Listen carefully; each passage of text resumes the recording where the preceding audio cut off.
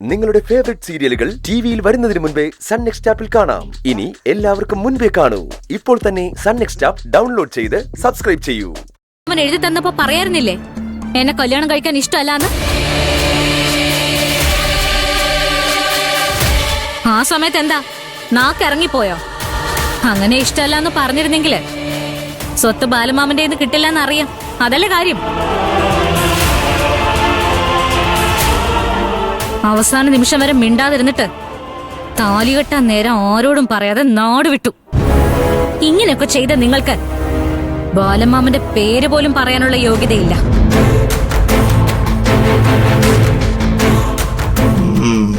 അരവിന്ദന് ചാരുവിന്റെ നന്നായിട്ട് കിട്ടുന്നുണ്ടല്ലോ. എന്നെ കല്യാണം കഴിച്ചതുകൊണ്ട് അക്കുച്ചേട്ടന്റെ ജീവിതം പടുകുഴിയിലാണെന്ന് പറഞ്ഞില്ലേ? അക്കുച്ചേട്ടൻ പറഞ്ഞോ നിങ്ങളോട് അങ്ങനെ? അങ്ങനെ എന്തെങ്കിലും പറയണമെങ്കിൽ അക്കുച്ചേട്ടന്റെ മുന്നിൽ വെച്ച് പറയണം. അല്ലാതെ അക്കുച്ചേട്ടൻ ഇല്ലാത്ത സമയത്തല്ല പറയേണ്ടത്. അക്കുച്ചേട്ടനെ ഭീഷണിപ്പെടുത്തിയോ സ്വാധീനിച്ചോ അല്ല ബാലമാമൻ ഞാനുമായിട്ടുള്ള കല്യാണം നടത്തിയത്. എന്റെ സ്ഥാനത്ത് മറ്റൊരു പെണ്ണായിരുന്നാലും എന്റെ ബാലമാമൻ ഇതേ തീരുമാനം എടുക്കുള്ളൂ. മണ്ഡപത്തിൽ കല്യാണം മുടങ്ങി നിൽക്കുന്ന ഒരു പെണ്ണിന്റെ അവസ്ഥ നിങ്ങൾ ചിന്തിച്ചിട്ടുണ്ടോ?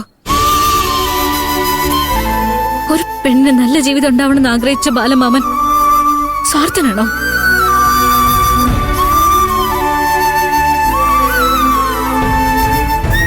ഇനി ഞാനൊരു കാര്യം പറയാം. എന്റെ അമ്മ എനിക്ക് 6 വയസ്സുള്ളപ്പോ മരിച്ചുപോയി. കല്യാണത്തോടെ എന്റെ അച്ഛനെ മരിച്ചെന്ന് ഞാൻ കരുതിക്കോളാം.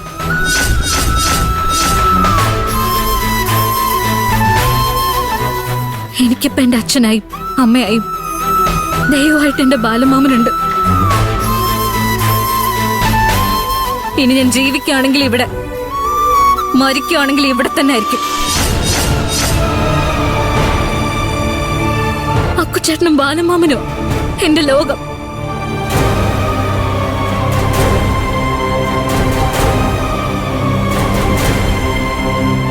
ഈ വീട് എനിക്ക് സ്വർഗം.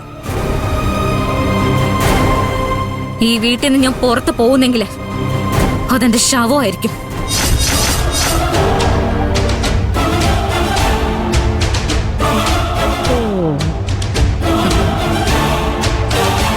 ഇതിനപ്പുറം എനിക്കൊന്നും പറയാനില്ല. എല്ലാവരും ഒന്ന് പോയി തന്നെ നന്നായിരുന്നു.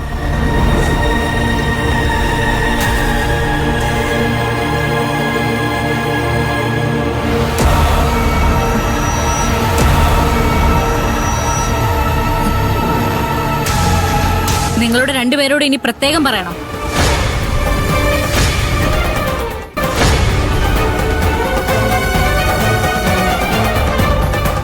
നീ വലിയ ആളാണെന്ന് വിചാരിക്കല്ലേ. കരക്കാരുടെ മുന്നിൽ സ്വന്തം തന്തയെ തള്ളിപ്പറഞ്ഞല്ലേ. വൈകാതെ അറിയിച്ചു തരാം ശാന്തപ്പൻ ആരാണെന്ന്. കുഞ്ഞോളെ ആടി.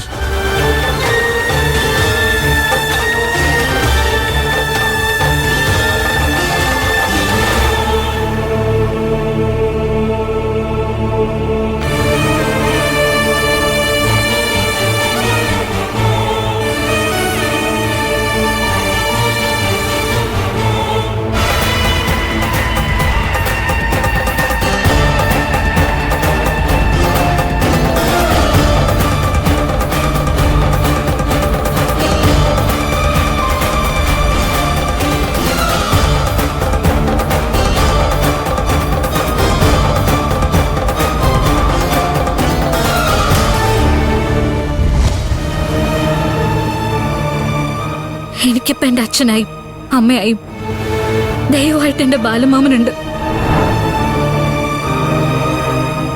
അക്കുച്ചേട്ടനും ബാലമാമനോ എന്റെ ലോകം.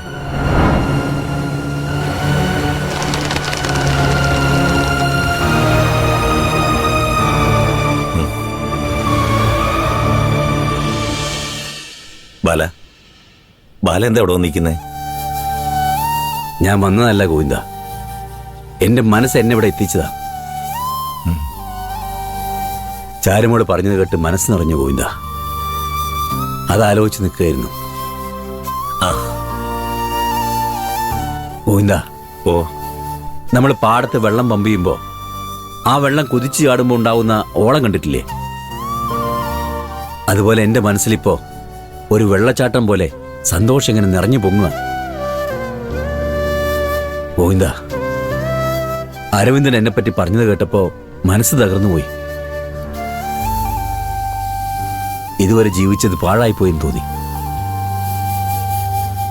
അപ്പോഴാ അരവിന്ദന്റെ ചോദ്യങ്ങൾക്ക് മുനയൊടിച്ചുകൊണ്ടുള്ള മറുപടിയും മറു ചോദ്യങ്ങളുമായിട്ട് ചാരുമോള് വന്നത്. എന്റെ മനസ്സിന്റെ വേദന ചാരുമോള് മനസ്സിലാക്കി. അവളുടെ ചോദ്യങ്ങൾക്ക് മുന്നിൽ മറുപടിയില്ലാതെ നിൽക്കുന്ന അരവിന്ദനെ കണ്ടപ്പോ എനിക്കുണ്ടായ ആവേശവും സന്തോഷവും പറഞ്ഞറിയിക്കാൻ പറ്റില്ല ഗോവിന്ദ. അരവിന്ദന് മുഖത്തേറ്റ അടിയായിരുന്നു ചാരുമോളുടെ ചോദ്യങ്ങൾ. അതുപോലെ ശാന്തപ്പന്റെ മുന്നിലും എന്നെപ്പറ്റി ചാരുമോൾ പറഞ്ഞു കേട്ടില്ലേ?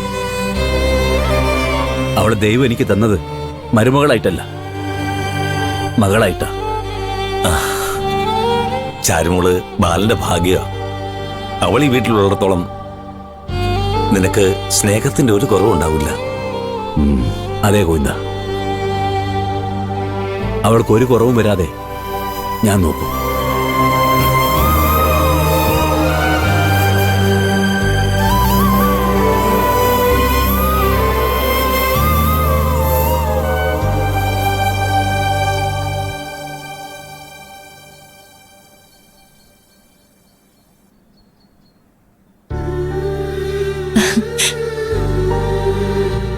ചാരു, സന്തോഷമായിടി.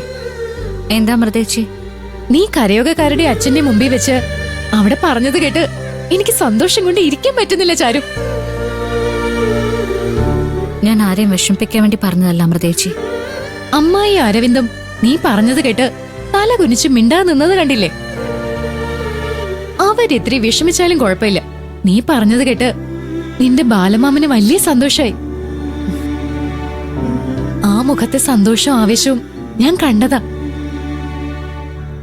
ബാലമാമന്റെ അക്കുച്ചേട്ടന്റെ സന്തോഷം എനിക്ക് വലുത്. അവർക്ക് വേണ്ടി ഞാൻ എന്ത് സഹിക്കും, എന്ത് ചെയ്യും.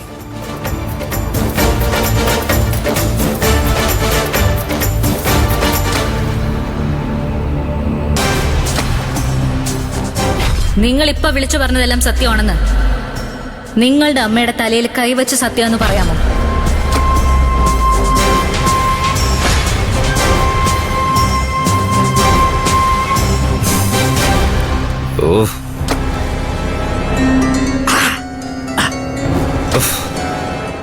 ശാന്തപ്പ മാമ,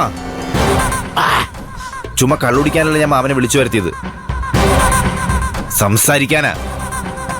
എന്താടാ മോനെ അരവിന്ദേ, നീ എന്റെ മുത്തല്ലേടാ, എന്തിനാണോ ചുമ്മാ ചൂടാവുന്ന?